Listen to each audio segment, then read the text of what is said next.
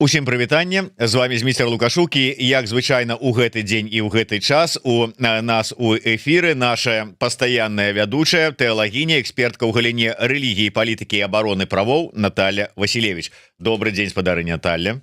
Вітаю, рада бачыць усе, хаця нікога не бачу, ну акрамя з метра. Ну будзем лічыць, што у нас такая віртуальная сустрэча сёння адбываецца. З усімі. Пішыце каментары пад у Ютубе там ці дзе яшчэ, так паразмаўляем трохі. Да, вот правильно, добрый та сама подказала ход таксама Наталья.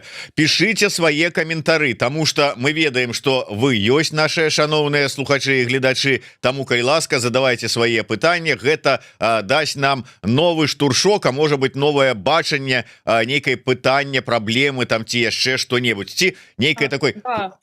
Да. Яшчэ ж Грыша Заронак регулярна глядзіць стрымы Еўрарадыё, і вот Грыша, ну калі ласка, калі у тебе есть пытаннічкі, можешь таксама пакінуць нейкія каментары. Ну так, не, ну я так разумею, что мінулы раз вы с маёй каляжанкай, с Марыяй ўсё ж таки далі яму подставу, что ён так разышоўся, так ужо там выкрыў вас у нейкіх сувязях подозрительных. Очень подозрительных сувязях.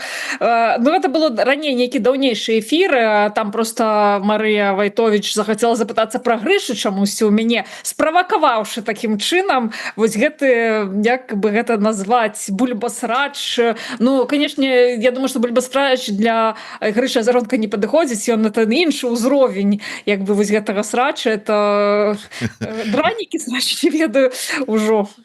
Ну я нават не ведаю, да, там такі ўзровень там ці слова для яго падабрана, але я саромеюся спытацца, Наталья, ўсё ж таки, калі Марыя вас хацела нешта там з нагоды Азаронка, ваше экспертнае меркаванне пачуць, то вы, можа быть, эксперт па вот гэтым вот Азаронку, там туру, всем астатнім? Не ведаю, я, шчыра кажучы, рэдка іх гляжу, чытаю, нічога там такога разумнага я не бачу, нават на што адрэагаваць.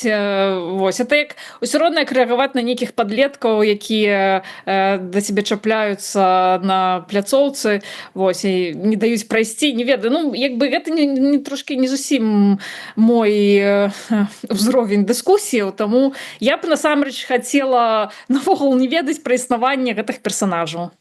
І гэта правильно, я вам скажу, тому что у нас насамрэч ёсць больш важныя тэмы, чым вось гэта вось усё, якое я не ведаю нават навошта мы вот вырашылі нейкім чынам наш эфир закрануць. Я хацеў бы, ведаеце что, Наталья, паговорыць на тэму, якая неаднаразова ўсплывала у наших эфирах. Гэта тэма магчымага верагоднага візіту папы рымскага у Беларусь.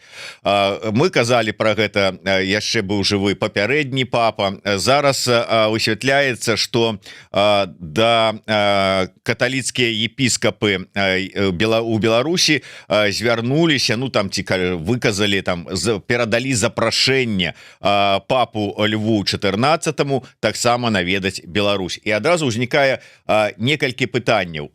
Ну, па-першае, безумоўна, адразу першае, наколькі вы лічыце верагодным, что такі візіт можа здарыцца, что папа Леў скіруе сваю увагу на Беларусь до такой ступені, что скажа пакаваць папамабіль і адпраўляць яго в аэропорт Мінск-2? Ведаеце, усякае можа быць у нашым жыцці.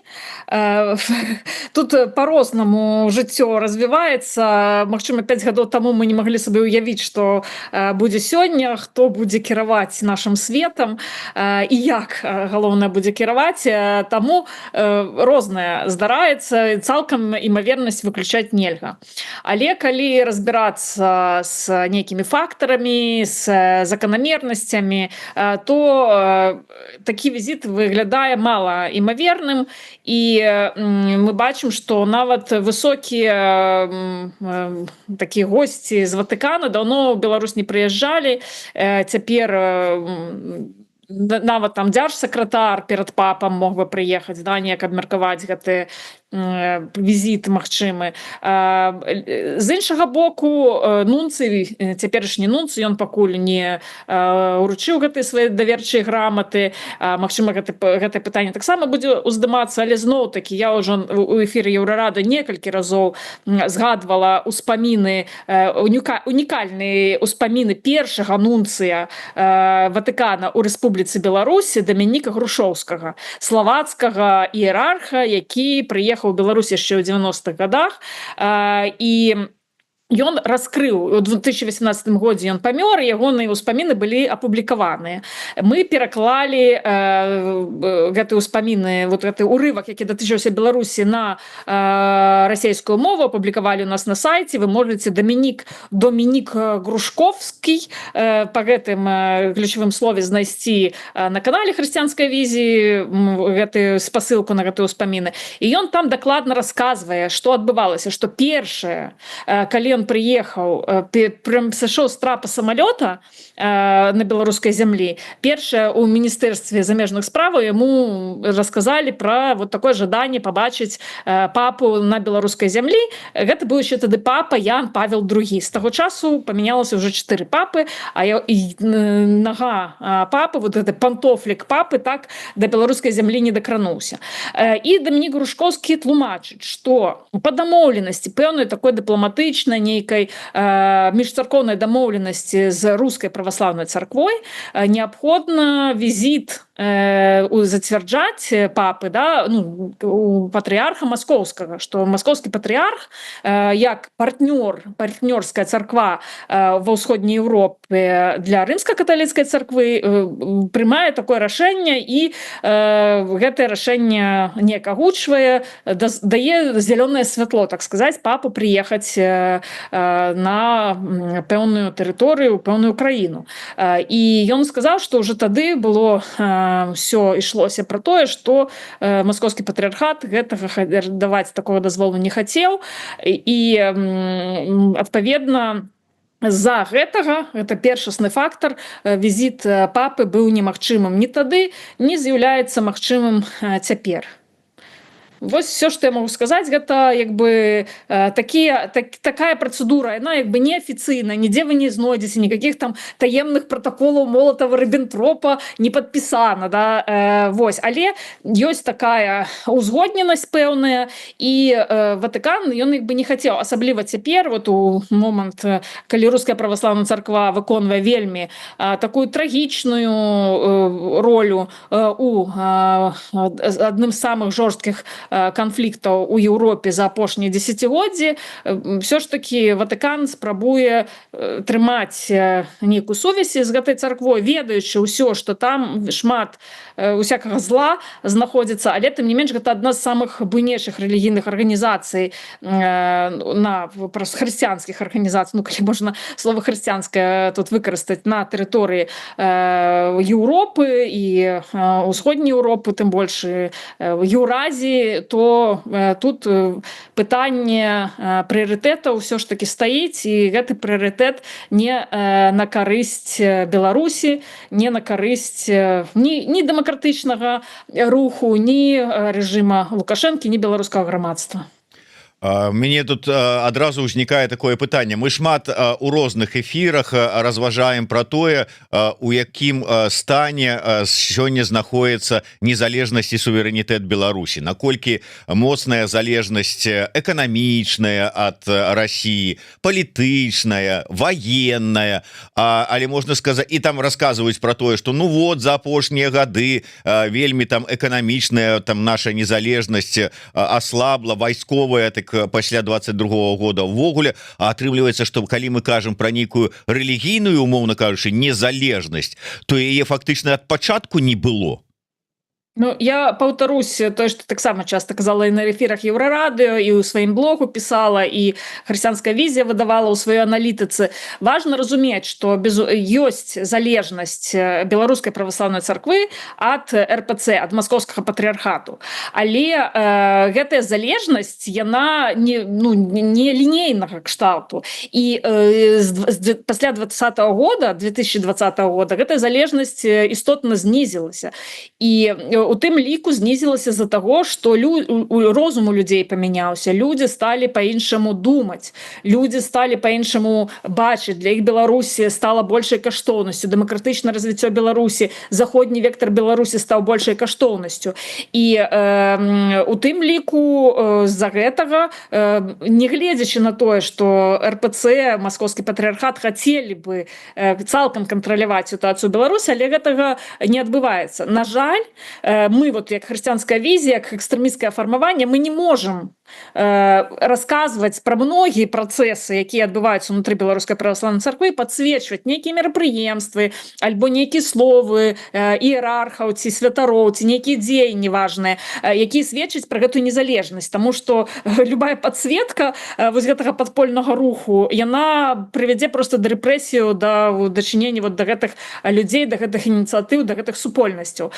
Але мы гэта ўсё назіраем, мы фіксуем, мы робім скриншоты там, дзе трэба, для будучыні, для того, каб можна было потым паказаць, што гэтае жыццё было, яно ішло, і што людзі ў гэтых падпольных умовах, яны робяць проста неверагодныя рэчы. У той час, як вось гэты там прарасійскі ці прарэжымны контент, ён заўсёды даступны, мы яго таксама маніторым, таксама адзначаем, але ведаеце, вот назіраецца нават такая тэндэнцыя, што часам нам святары пішуць і кажуць: дарагая хрысціянская візія, вот вы нас ведаеце як таких добрых, хороших батюшек, которые за Беларусь, за дэмакратыю, за правы чалавека, за справядлівасць, за мір, за праўду. Вось у нас праблема. Нам загадваюць схадзіць вот на такое ідэалагічнае мерапрыемства, пасядзець у выканкаме там з кім-небудзь. Ну, мы разумеем, што мы можам адмовіцца, мы можам пайсці ў контр з гэтым выканкамам, але вот мы хочам зрабіць, допустим, там правесці нейкае мерапрыемства для моладзі, альбо мы хочам правесці, там, арганізаваць там нейкую выставу, да, альбо там яшчэ штосьці. І для гэтага нам трэба дазвол на правядзенне. І мы вот в такой знаходзімся сітуацыі, што калі мы не пойдзем, нам дазвол не дадуць просто на гэтае добрае мерапрыемства правесці. Таму мы вам адразу паведамляем, вы там у сябе в аналах хрысціянскай візіі зафіксуйце, што такія, они, конечно, на мерапрыемства схадзілі, но яны гэта зрабілі не таму, што яны падтрымліваюць, і таму, што яны не лічаць, што насамрэч, калі ты просто там пасядзіш у выканкаме, ну, асабліва людзі, якія знаходзяцца ў Беларусі, ну, дзіўна неякім закідаць, да, што яны будуць выканкамаўскіх кудысьці там адпраўляць, тым больш, што цяпер ідзе яшчэ працэс перарэгістрацыі. Вот прыходзяць на прыход і кажуць: ну, мы вось вас запрашаем схадзіць там на хакейны матч, там, ці не ведаю, на канцэрт Ольгі Бузавай, ну, куды там яшчэ ў нас запрашаюць хадзіць. Вот. Ну, і як бы людзі, ну, узважваюць, ісці ў контры зараз ці не ісці ў контры. Нічого страшнага як бы не здарыцца того, што схадзіць там дзесьці пасядзець.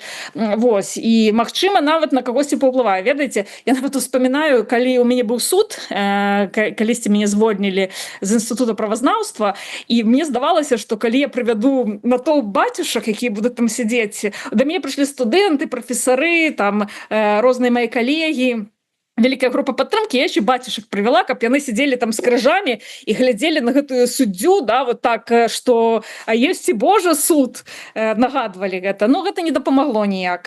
Ну, калі у сумлення няма, калі там няма ніякіх маральных каштоўнасцяў, то вось гэты там суддзі, супрацоўнікі і гэтак далей, яны будуць, ну, все роўна рабіць нейкае зло.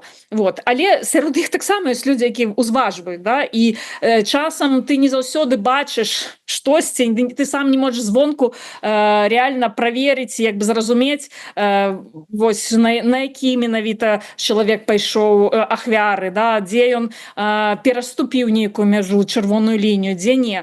Ну, гэты працэс все ж таки, ну, мы называем яго люстрацыяй, ну, як бы пераходным правасуддзям, лепш гэта называць, чым люстрацыяй. У свой час, я думаю, што все гэта мы пабачым, і мы пабачым, як людзі рабілі, чаму яны гэта рабілі. Таму я нават, ведаеце, зараз можам, скажу так, што гаспадарства Беларусі, у тым ліку чыноўнікі, святары і астатнія там настаўнікі, лекары, вы збіраеце таксама дакументы цяпер пра нейкія такія вот дзеянні, ну, самі для того, каб потым неяк ведаць і здолець даказаць пра тое, што вашыя дзеянні былі заснаваны ўсё ж такі на законе, на каком-то таким такім разуменні пра чалавечую годнасць і таму што гэта пераходнае правасуддзе ў свой час будзе. Так, ну і вернемся да пытання незалежнасці. Все ж таки я лічу, што на сённяшні момант беларуская царква, яна нашмат больш незалежная ад Расіі, чым яна была яшчэ 5 гадоў таму.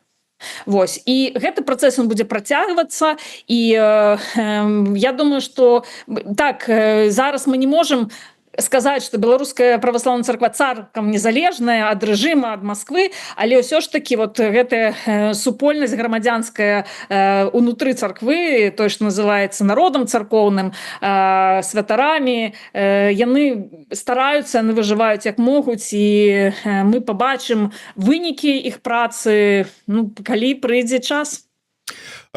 Наталья, давайте, может быть, поглядим на тое, что вы сказали. Вот я с чалавечага абсолютно пункта гледжання разумею такие дзеянні святароў и гэтак далей, потому что сапраўды люди поставленные ў такие умовы, что с одного боку перерегистрация, и что-нибудь там скажешь, зробишь, не послухаешься, не перерегиструюць, и все.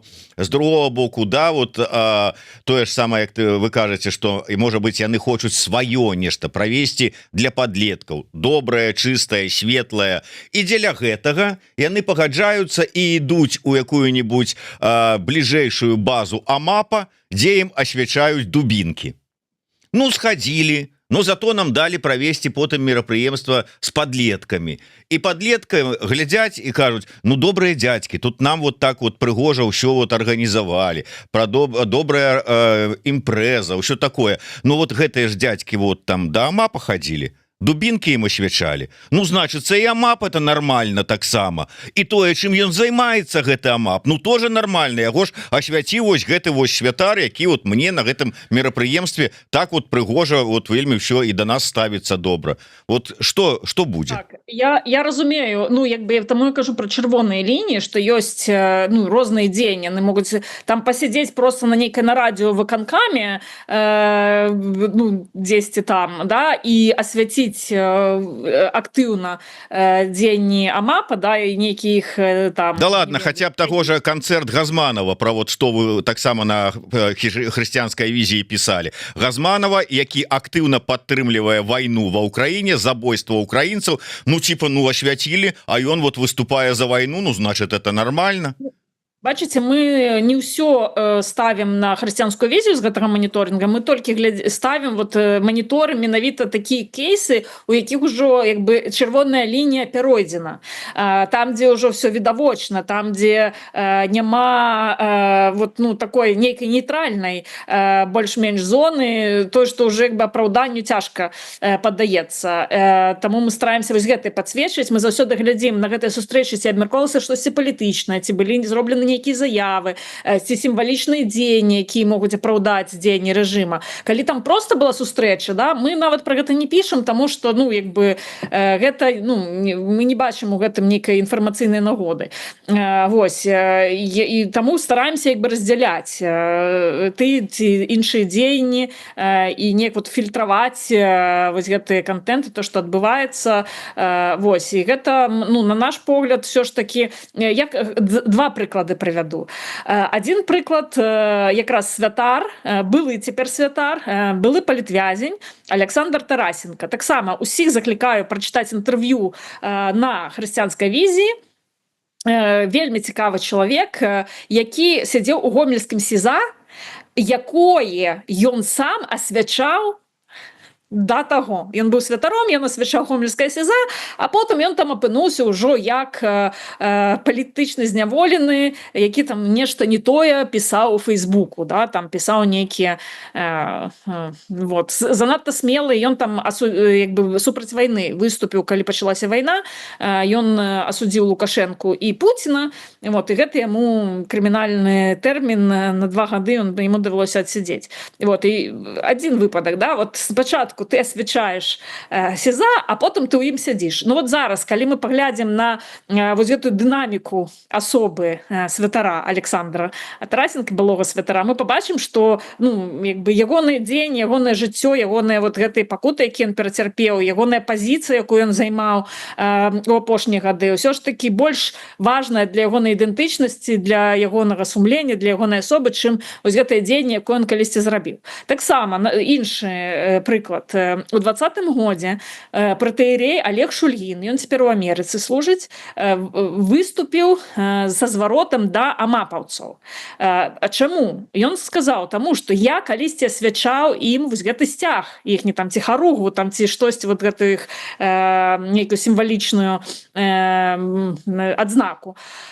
І ён сказаў, ён звярнуўся і сказаў, вот я вам асвячаў гэтую харугву, а цяпер я гляджу на тое, што вы робіце, як вы гвалт, які вы учынілі сярод людзей супраць людзей. І я хочу да вас звярнуцца, што вот я гэта той самы святар, які цяпер заклікае вас быць людзьмі, ісці па законе, па праўдзе, па справядлівасці, супраць гвалту быць, не здзекавацца з людзей, не катаваць людзей. Вось, таксама, да, здавалася, вот святар асвяціў, а потым ён гэтае дзеянне, ён як бы павярнуў для таго, каб заклікаць і даць новае значэнне свайму дзеянню, што гэта было не падтрымка, а гэта было ну, вось, падтрымка толькі добрых дзеянняў, а ніякіх не злых дзеянняў. З іншага боку, калі мы паглядзім, да, матушка Гаўрыла, яна ж насіла якраз вось у гэты разгар, напэўна, рэагуючы ўжо на гэтую заяву святара, насіла амапаўцам торцік.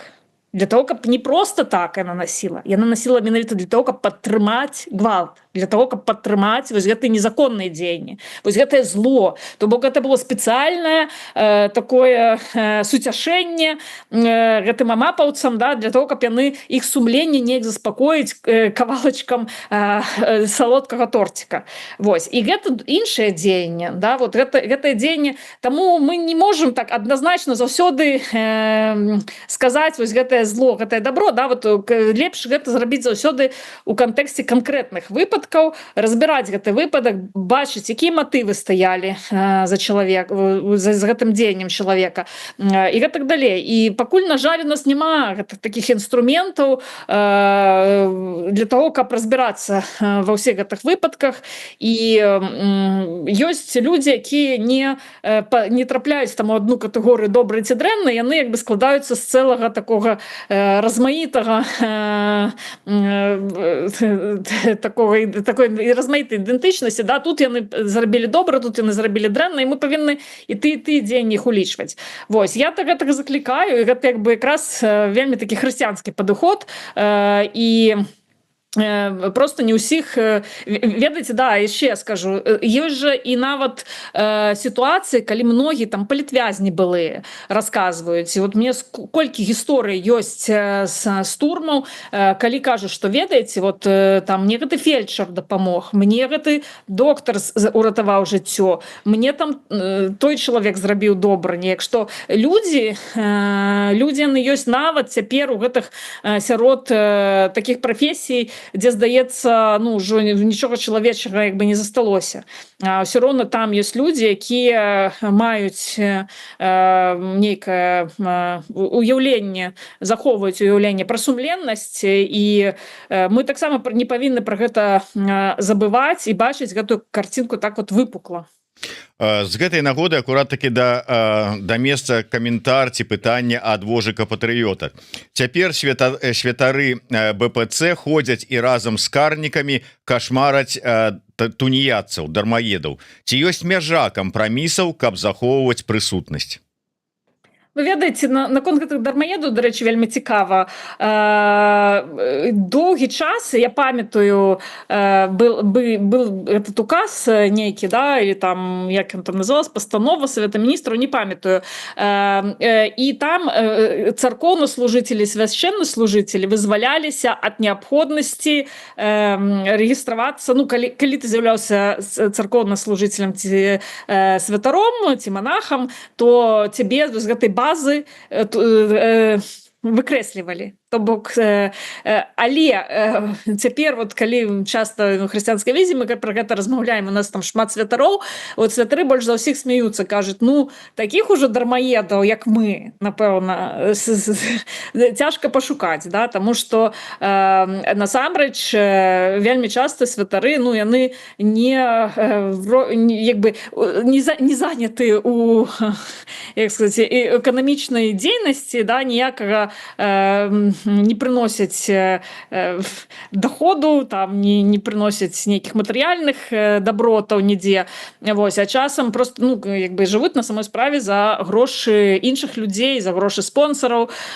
Вось, і это часто такі выпадак. Пры гэтым, ну, як бы это просто такая прафесія спецыфічная. Тым не менш, вот у Еўропе вельмі часто святары працуюць на працах, там пекарем, можа, там настаўнікам у школе чалавек працаваць, перакладчыкам, дальнабойшчыкам, айцішнікам. Вот, і пры гэтым просто прыходзіць на святы, там, у нядзелю ў царкву і служыць як дадатковы такі, ну, дадатковае такое служэнне. Я думаю, што у пэўны час мы таксама да гэтага перайдзем, але так, трошкі камічна выглядае, калі святары расказваюць людзям, як трэба працаваць і што як важна працаваць і гэтак далей.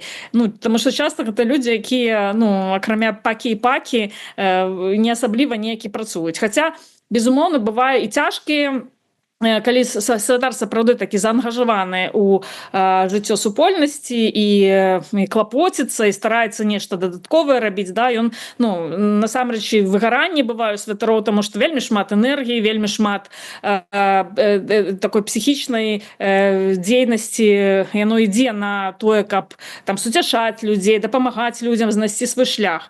Вось, але я не ведаю, з гэтымі дармаедамі наогул вельмі такая дзіўная сітуацыя узнікае. Спачатку людзей звальняюць. Вот я як чалавек калісьці таксама была в нейкім сэнсе дармаедкай, таму што я хацела працаваць, для мяне гэта было важна, для мяне это было радасна, я любіла сваю працу, на працы мяне таксама любілі, вот в інстытуце правазнаўства, які, дарэчы, таксама зліквідавалі ўжо. Вось, але потым туды прыйшлі з КГБ і сказалі, ведаеце, нам не падабаецца это ваш Васілевіч, вы павінны яе звольніць. Вось, і колькі я не судзілася і не спрабавала аднавіцца, колькі я не хадзіла ў іншыя навучальныя установы і не спрабавала уладкавацца там, мне казалі, о, ну, сорі, вы тут у чорных спісках, мы вас нікуды ўзяць не можам. Вот. І у мяне была забарона на прафесію, і, ну, якія могуць быць да мяне прэтэнзіі, што я там дармаедка. Ну, і такіх людзей шмат. Людзей звальнялі за подпісы, за бабарыку, не ведаю, там 600 000 подпісаў, ці колькі там было усяго за незалежных кандыдатаў, там медсёстраў звальнялі, там просто каб прыйсці уладкавацца вахцёркай у школу, там, напрыклад, да, ты ўсё роўна праходзіш праз гэтую бяспеку, і калі знаходзіш, ты там падпісваўся за незалежных кандыдатаў, ці просто з той школы выганяць і скажуць, не, мы вас не возьмем на працу. Вось, і што людзям рабіць? Спачатку людзей саміх прымусова зрабілі дармаедамі, не даюць ім уладкавацца на працу, фільтры панаставілі, вось, а далей хочуць, каб яны працавалі. Так, ну, можа, трэба штосьці паправіць в кансерваторыі, як кажуць, да? Ложки пераставіць месцамі, ну, што? Ложки пераставіць месцамі, это правда. Той, чым яны і займаюцца. Наталья, я хочу яшчэ раз вярнуцца, так, закальцаваць нашу першасную тэму, магчымы там ці патэнцыйны, ці верагодны візіт папы рымскага ў Беларусь. Калі вось, як вы кажаце, там, скажем, зараз тая ж самая беларуская праваслаўная царква больш незалежная ад Москвы, чым было 5 гадоў таму, то што яны, асабліва калі за іх плячыма стаіць Лукашенко, якому хочацца, каб папа прыехаў у Беларусь, не могуць сказаць, знаеш, патрыарх, да пашол ты по своей кремлевской дорожке. Мы тут как бы незалежная краіна, да, мы там типа московского патриархата, але это чисто умоўно, мы как бы, да, шапку здымаем, але у нас есть свои национально-религийные интересы. И все. Ці тут не у Лукашенцы больше и БПЦ справа у дадзенай ситуации, а у Ватыкане. Бачите, я ж кажу, што Ватыкан это ж не то, што ёсць нейкая там закон альбо там памежная служба у РПЦ свая, якая просто можа спыніць папу там ці павінна выдаць ему візу, каб ён кудысьці мог прыехаць. Не, тут дамоўленасць існуе просто, да, і канешне, ну што магу рабіць мітрапаліт Веніамін, калі б яго Лукашенко папрасіў, сказаў бы, нам вот трэба, каб прыехаў папа, вельмі трэба. Ну папрасіце вы там таго патрыярха, я са свайго боку папрашу, вы са свайго боку папрасіце. Паспрабуем неяк на яго націснуць, каб... Ну, я думаю, што, канечне, патрыярх слухаць мітрапаліта Веніаміна не стане, і мітрапаліт Веніамін гэта таксама ведае. І я хочу нагадаць, што быў уже такі выпадак, калі адзін з іерархаў, якога звалі Павел Панамароў, мітрапаліт Павел, ён паспрабаваў папрасіць патрыярха пра тое, каб Беларусі далі большую аўтаномію ў царкве. Тады ён сабраў мінскі епархіяльны сход, по-моему, это быў сход мінскай епархіі, і тады прапанавалі аўтаномія, каб была, то цяпер у нас экзархат, а то была б як бы царква трошки больш аўтаномная, гэта значыць, што мы б самі выбіралі сваіх кіраўнікоў, вось, і толькі б самага галоўнага кіраўніка зацвярджалі б ужо неяк у Маскве. І ён сабраў, ён так радаваўся, яго такі быў, это была эйфарыя, авацыямі сустрэлі, і, дарэчы, па гэтым можна меркаваць, таксама, што калі стала раптам можна выказваць такое меркаванне незалежніцкае, то аказаўся кансэнсус абсалютна сярод святароў мінскай епархіі, прынамсі. Усе раптам аўтакефалісты паказалі сябе як людзі, якія хочуць сваёй аўтаноміі. І што? І мітрапаліт Павел паспрабаваў гэта ў Маскве неяк сказаць, ну, ён же сам увогуле расеец, да, ён сам вот, там, з Казахстана нарадзіўся там дзе ў Карагандзе, а потым у Рязані служыў, і лаяльны абсалютны іерарх. Но потым прыйшлося ім все перайграць і сказаць, што а мы нічога ўвогуле не прапаноўвалі такога, ну, напэўна, атрымаў па шапцы там трохі ад патрыярха, і все, і здаў назад, і нават придумалі там нейкую канспіралагічную тэорыю, нібыта там нейкая это была правакацыя, і што гэтую інфармацыю не так у СМІ падалі, хаця, ну, былі і відэо, і самі царкоўныя сродкі масавай інфармацыі здымалі сюжэты пра гэта, і тут раптам пра гэта ўсё забылі, спрабавалі замяць гэтую гісторыю. Вось, таму я думаю, што як бы паспрабаваць можна, але хутчэй за ўсё гэта ўсё наўрад ці атрымаецца, і ну, няма ў мітрапаліта Веніаміна ніякіх рычагоў для того, каб у патрыярха прасіць ад імя рэжыма Лукашэнкі такога дазволу ці запрашэння для папы прыехаць у Беларусь. Добра, Наталья, хацеў бы яшчэ одну тэму закрануць з вами, і тут можа быть нават не як з тэалагіняй, а як з паліталагіняй. Найперш, дарэчы, давайте з вами разам сёння, вот вы як былая вучаніца, я як чалавек, які і сёння вучыцца падчас эфіраў, ад гэтага чалавека спадарню Розу Турарбекаву з днём народзінаў. Сёння яна адзначае свой юбілей, можна сказаць так, 55 гадоў. Таму я думаю, што можем павіншаваць, можна хорам спадарню Розу. Так, гаспадарыня Роза, віншуем вас з днём народзінаў. Спадзяемся, вы нас таксама глядзіце, а не толькі мы вас. Ну, конечно, як яна можа не глядзець сваю вучаніцу. Яна мне, дарэчы, вельмі вас нахвалівала як чалавека вельмі здольнага да навукі. Так вось, скажыце мне, як паліталагіня. Зараз актыўна спрачаюцца на тэму, як ўсё ж таки лепей дзейнічаць дэмакратычным сілам у дачыненні да рэжыма і сваіх заходніх партнёраў з мэтай вызвалення палітвязняў, і што лепей, якую стратэгію даводзіць. Гэта ўсё ж таки ціск і праз ціск дасягнення вызвалення палітвязняў, ці ўсё ж таки перамовы, на якіх настаиваюць, як это не дзіўна, аб'ядналіся зараз з аднаго боку і бабарыканцы на чале з Краўцовым і Хоміч, і Валерый Кавалеўскі, і Зянон Пазняк Сусавым. Так вось, вы чыста па-чалавечы, якую стратэгію вы бы абралі і да якой у вас больш ляжыць сэрца, а з другога боку, калі мы кажам пра нейкія перамовы, ці не азначае гэта прабачэнне злачынстваў. Вот по-хрысціянскі гэта правільна прабачыць злачынцу злачынствы? Маё меркаванне з гэтай нагоды не мянялася і наўрад ці зменіцца, таму што я прытрымліваюся такой думкі, што і стратэгія ціску, і стратэгія перамоваў не выключаюць адна адну. І гэта дзве стратэгіі, якія павінны выконвацца разам, ісці там плячо да пляча, рука ў руцэ і гэтак далей.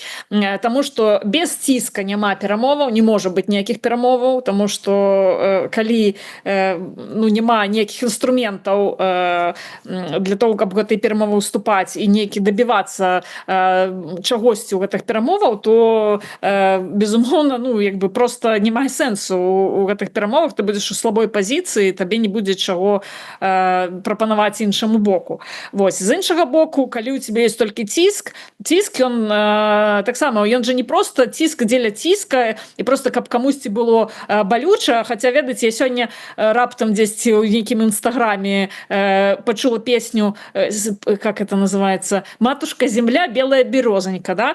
І там вот ёсць для других занозонька, што ідэнтычнасць вот гэтая руская, она грунтуецца на тым, што калі іншаму балюча, то мне класна, да? Вот я калі занозонька ў кагосьці, вот тады галоўнае, каб другім было дрэнна, да?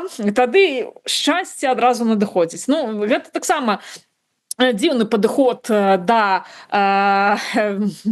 скажем так, да палітычнай і дыпламатычнай дзейнасці, таму што ціск не існуе дзеля пакарання. Мы ж гэта робім не дзеля пакарання, а для того, каб змяніліся нейкія паводзіны. А для того, каб гэтай паводзіны змяніліся, патрэбна нейкая камунікацыя. Ціск, то, в прынцыпе, таксама адна з формаў камунікацыі. І яны павінны заўсёды ісці разам, і я не бачу тут ніякай супярэчнасці, я наадварот не магу зразумець, чаму мы б'емся ужо там некалькі гадоў пра тое, што больш эфектыўна. Яно эфектыўна, калі яно разам. Калі яно не разам, ні то, ні другое не эфектыўна. Вось. І мне нават дзіўна, што ў 2025 годзе такія залатыя стандарты дыпламатычнай, палітычнай, знешнепалітычнай дзейнасці, там, ці ўнутранапалітычнай дзейнасці трэба там камусьці тлумачыць. Там падручнік паліталогіі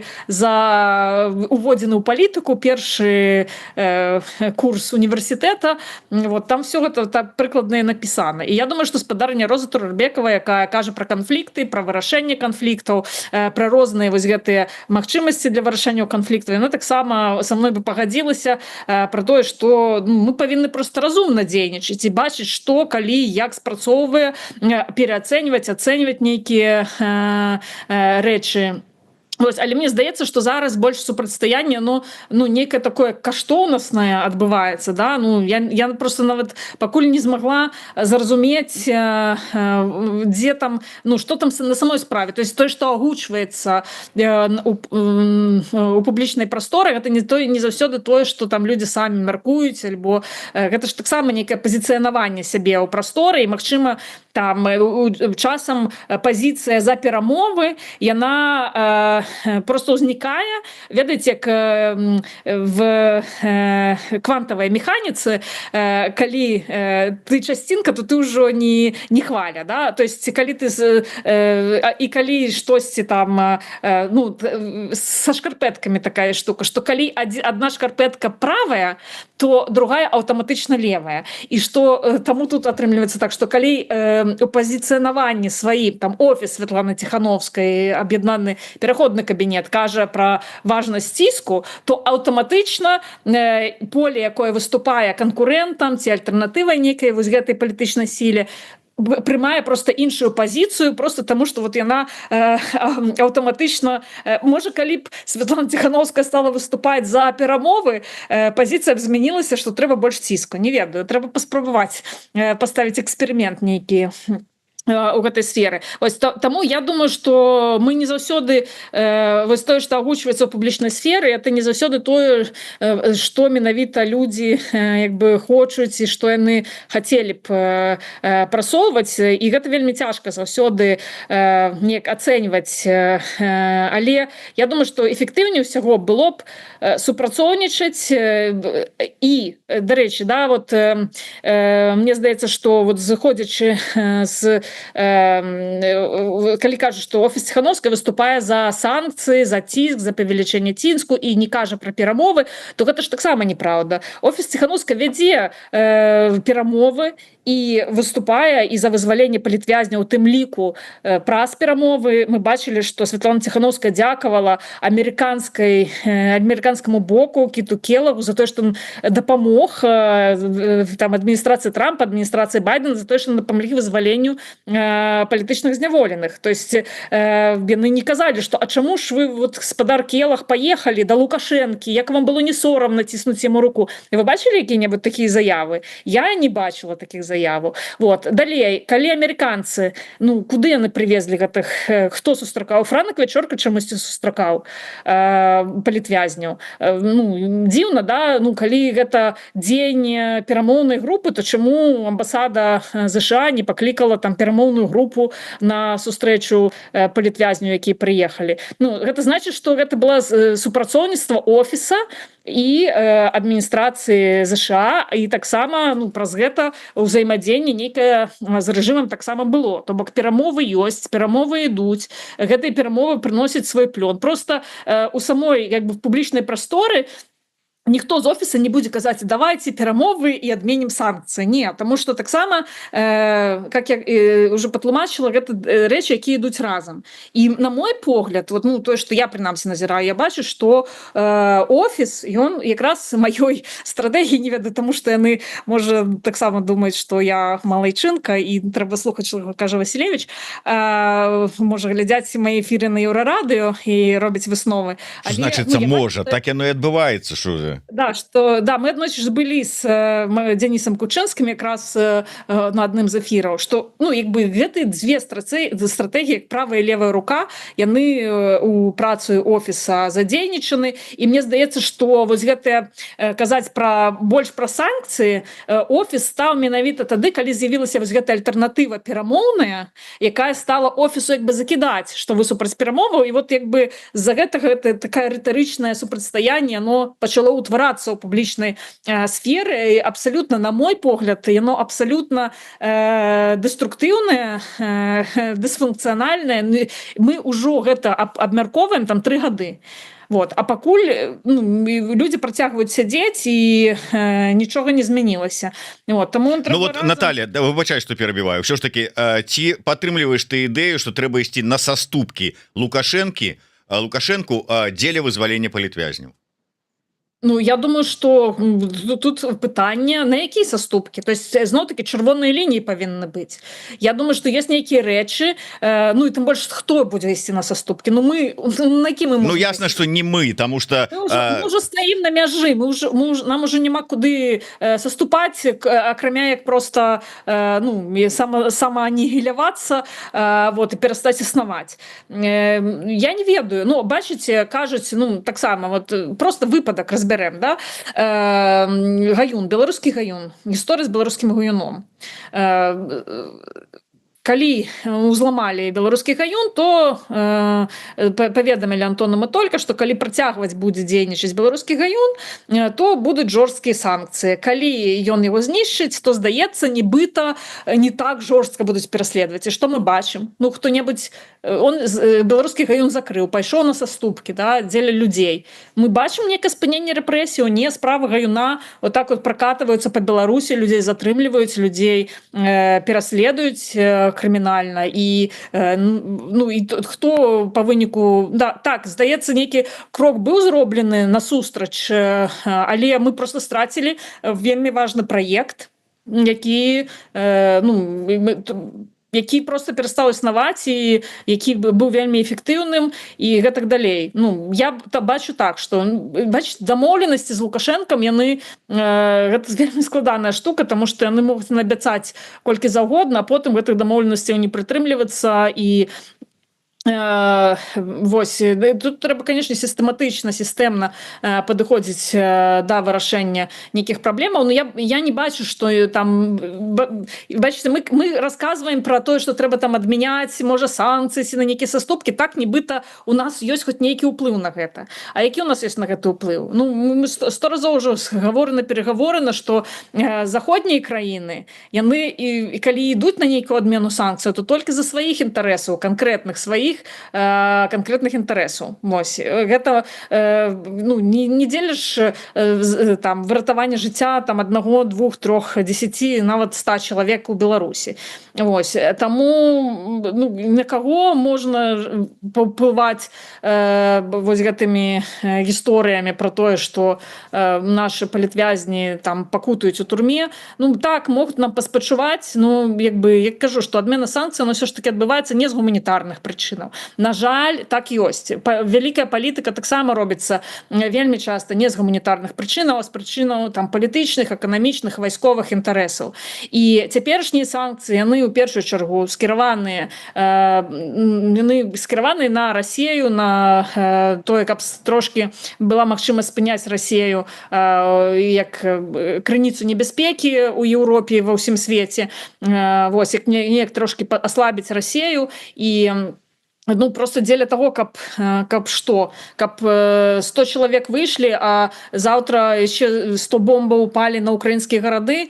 Ну таксама людзі ўзважваюць і бачаць, што ёсць прыярытэты. На жаль, на сённяшні дзень беларускія палітвязні не ў прыярытэтах у заходніх краінах. Вось яны стараюцца, ну, мы не можам сказаць, што яны не стараюцца штосьці рабіць. Ну просто іх таксама здольнасці абмежаваны, і гэта цэлы ж кангламерат гэтых краінаў існуе, у всіх ёсць свае інтарэсы, у всіх ёсць свае рызыкі. Там адной краіне, магчыма, ці санкцыі не патрэбныя, яны там жывуць дзе-небудзь далёка ад Расіі і ніяк не пакутаюць ад вайны в Украіне, так і могуць сабе дазволіць.